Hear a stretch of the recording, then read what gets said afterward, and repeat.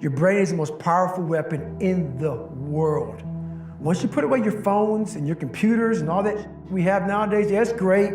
We're up to date, but your brain is the only thing you have when you're going through depression, when you're going through hard times, when you're going through death, real life. You can't Google that, man. You're alone. You're alone. You may have a shrink you're going to, you may have a best friend you're going to, but there's 24 hours in the day where you're alone in this brain. And your brain is talking to you in all kinds of ways. And it wants to control you and pull you in these different pockets. If you can't control your own brain and your brain controls you, you got to tell your brain where you want to go and how you want to go and how you want to get there. You got to control it. If not, it's over. What existed for me was, okay, man, how am I going to make this work? And all I knew back then was hard work. The only way anything gets accomplished. That's all I heard back in those days. You gotta work hard. You gotta work hard. I'm not getting I can't get this paragraph. I can't remember what the f***'s in this paragraph to pass this test to get in the military. Read it again. Still not getting it. Read it again. But if you're not getting it, write it out. And that's how I started learning. Okay, well, I gotta write out everything I do. And then write it out again, and write it out again. And guess what happened? I got it. I got it. I can't swim. I'm negative buoyant. Go back again. I can't swim. Go back again. Go back again. Go back again. I got it. I realized if I keep going back and going back and going back until this just becomes, your mind will say, okay, we're gonna figure it out. Because he is not going to stop.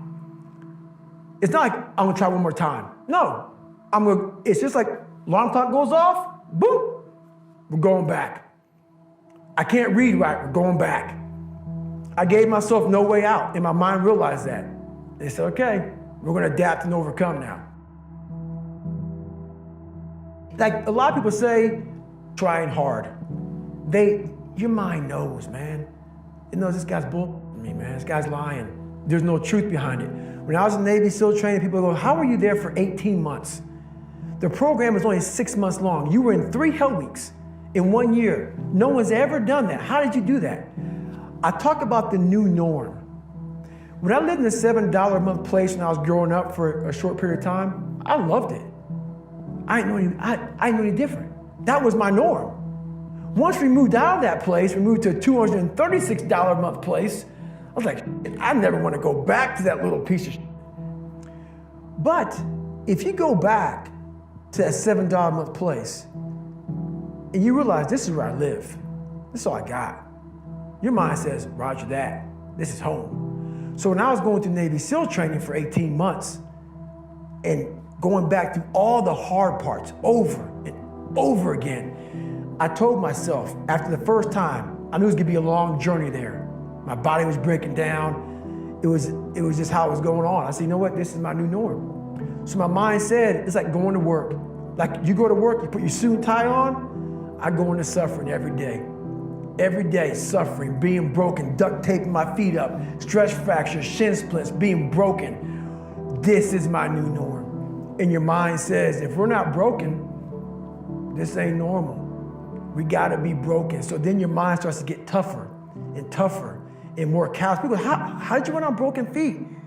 Broken shins. My mind knew this is how we operate. We're in Navy SEAL training. This is what we are. I became hell.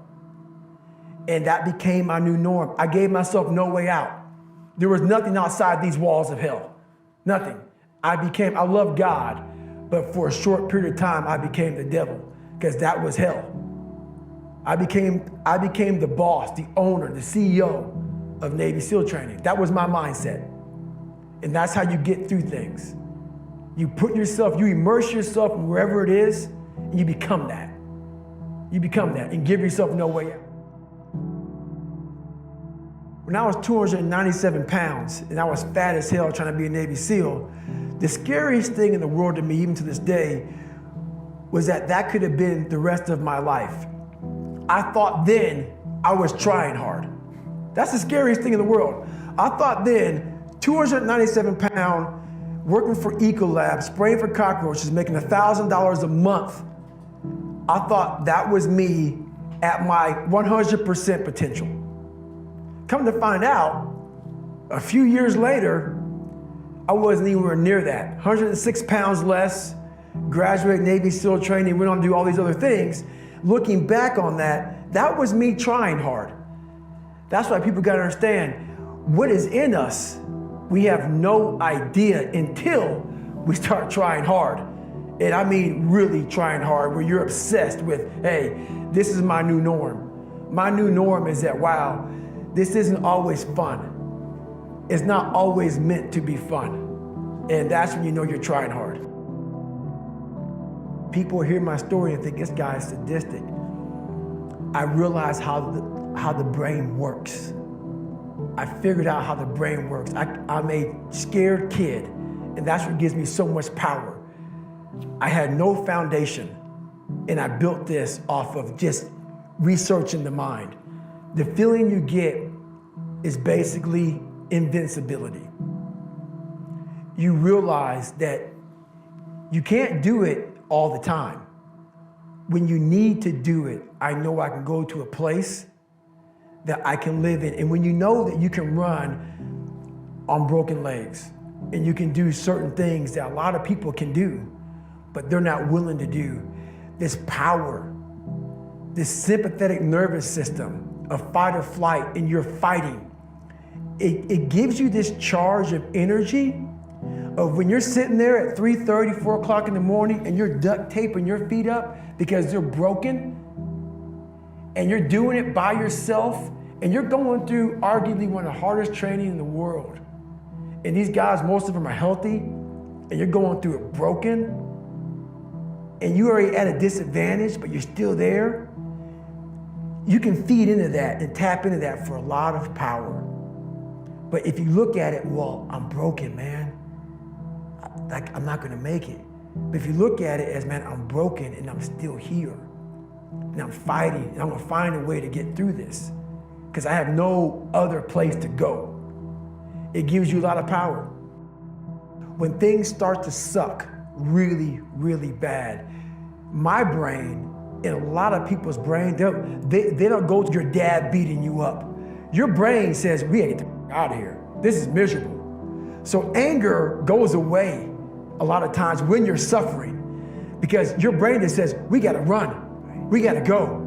So that anger is not popping up saying, oh, I wanna show them, I wanna show those people. No, there has to be a much deeper, when I say deeper, it has to be down to mineral soil.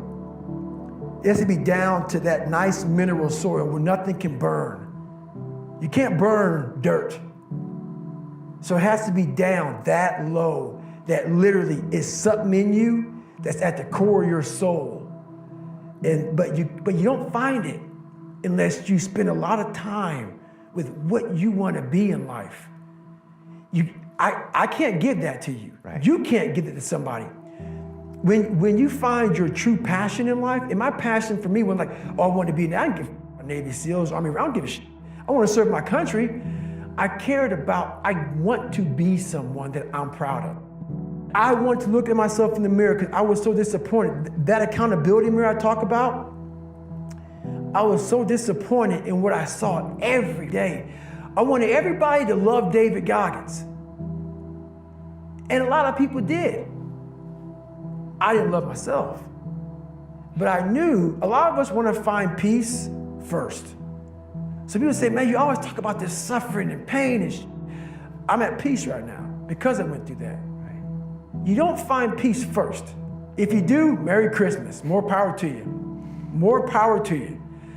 I found peace on the opposite end of finding myself. And no one really finds himself without going through trials, tribulations, suffering, accountability. And accountability is suffering. Being accountable every day for doing right for yourself, for the people next to you, it's miserable. It's hard. So, even the smallest details.